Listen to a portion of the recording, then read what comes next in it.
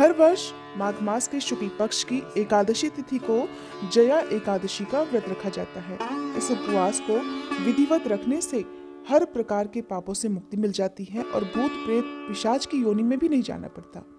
इस दिन जो भी भक्त उपवास रखते हैं या जो किसी कारण से नहीं रख पाते हो, ऐसे सभी भक्तों को भी व्रत की कथा अवश्य ही पढ़नी और सुननी चाहिए। आज की इस वीडियो में आप रसपान करने वाले हैं जया एकादशी व्रत की कथा का।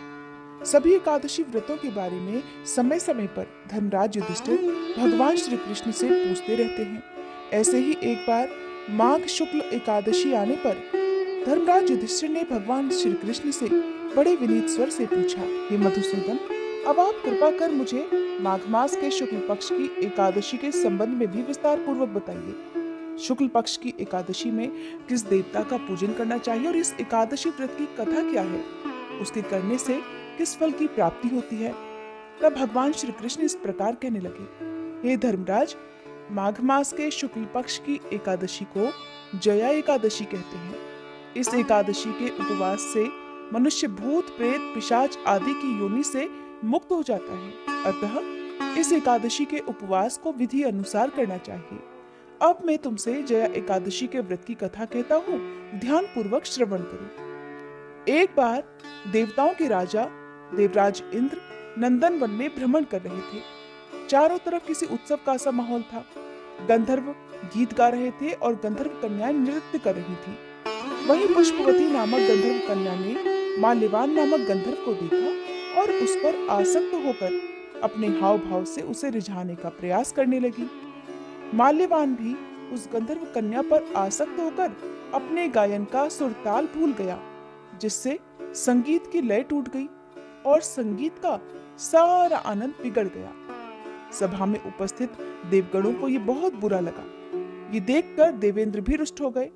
संगीत एक पवित्र साधना है और इस साधना को भ्रष्ट करना बड़ा भारी पाप है। इसलिए क्रोधवश देवराज इंद्र ने पुष्पवती और माल्यवान को तुरंत ही शाप दे डाला कि संगीत की साधना को अपवित्र करने वाले माल्यवान और पुष्पवती, तुमने देवी सरस्वती का घोर अपमान किया है, इसलिए तुम्हें मृत्युलोक में जाना पड़ेगा। गुरुजनों की सभा में असंयम और लज्जाजनक प्रदर्शन करके तुमने गुरुजनों का भी अपमान किया है, इसलिए इंद्रलोक में अब तुम्हारा रहना वर्जित है। अब तुम अधम पिशाच असंयमी सा जीवन बिताओगे। देवेंद्र का श्राप सुनकर वे दोनों अत्यंत दुखी हुए और हिमालय पर्वत पर पिशाच योनि में दुख पूर्वक जीवन यापन करने लगे। उन्हें गंध रस स्पर्श आदि का बिल्कुल भी बोध नहीं होता था। वहीं उन्हें असहनीय दुख भी सहने पड़ रहे थे। दिन रात उन्हें किसी भी क्षण नींद नहीं आती थी। उस स्थान का वातावरण अत्यंत शीतल था, जिसके कारण उनके रोए खड़े हो जाते थे, हाथ पैर सुन्न पड़ जाते थे और दांत किटकिटाने लगते थे। एक दिन उस पिशाच ने अपनी पत्नी से कहा कि न मालूम अपने पिछले जन्म में हमने कौन से ऐसे पाप किए हैं जिसके कारण हमें इतनी दुखदाई ये पिशाच योनि प्राप्त हुई है। पिशाच योनि से नरक के दुख सहना कहीं ज्यादा उत्तम होता होगा। इस प्रकार के अनेक विचारों को कहते हुए वे दोनों अपने दिन बिताने लगे। भगवान की कृपा से एक बार माघ मास के शुक्ल पक्ष की जया एकादशी के दिन इन दोनों ने कुछ भी भोजन नहीं किया और न ही कोई पाप कर्म किया। उस दिन मात्र फल फूल खाकर ही इन्होंने अपना दिन बिताया और महान दुख के साथ पीपल के वृक्ष के नीचे विश्राम करने लगे। उस दिन सूर्य भगवान अस्ताचल को जा रहे थे, अर्थात अस्त हो रहे थे।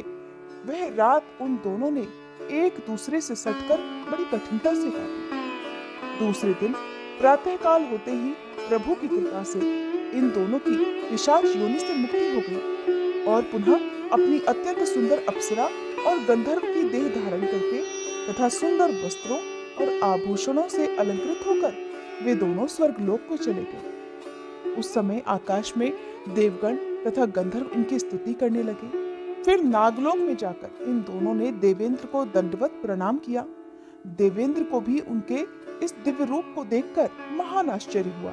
तब उन्होंने महान आश्चर्य के साथ ही इन दोनों से पूछा कि तुम्हें पिशाच योनि से मुक्ति किस प्रकार मिली, उसका सारा वृतांत मुझे भी बताओ। देवेंद्र की बात सुनकर माल्यवान कहने लगा, हे देवताओं के राजा इंद्र, श्री हरि की कृपा तथा जया एकादशी व्रत के पुण्य से हमें पिशाच योनि से मुक्ति मिली है। देवराज कहने लगे, हे माल्यवान, एकादशी व्रत करने से तथा भगवान श्री हरि की कृपा से तुम दोनों ही पिशाच योनि को छोड़कर अत्यंत पवित्र हो गए हो। इसलिए हम लोगों के लिए भी वंदनीय हो गए हो, क्योंकि शिव और विष्णु भक्त हम देवताओं की वंदना करने योग्य हैं। अतः आप दोनों धन्य हैं। अब आप प्रसन्नता पूर्वक देवलोक में निवास कर सकते हैं। इस कथा को सुनाकर भगवान श्री कृष्ण धर्मराज से कहने लगे, हे धर्मराज युधिष्ठिर, इस जया एकादशी के उपवास से कुयोनि से सहज ही मुक्ति मिल जाती है। जो मनुष्य अपने जीवन में इस एकादशी का व्रत कर लेता है, उसने मानो सभी तप यज्ञ दान आदि कर लिए हैं। जो मनुष्य श्रद्धा पूर्वक जया एकादशी का व्रत रखते हैं, वे अवश्य ही सहस्त्र वर्ष तक स्वर्ग में वास करते हैं। ऐसा कहकर भगवान श्री कृष्ण मौन हो गए। हरे कृष्णा। आज की कथा समाप्त हुई।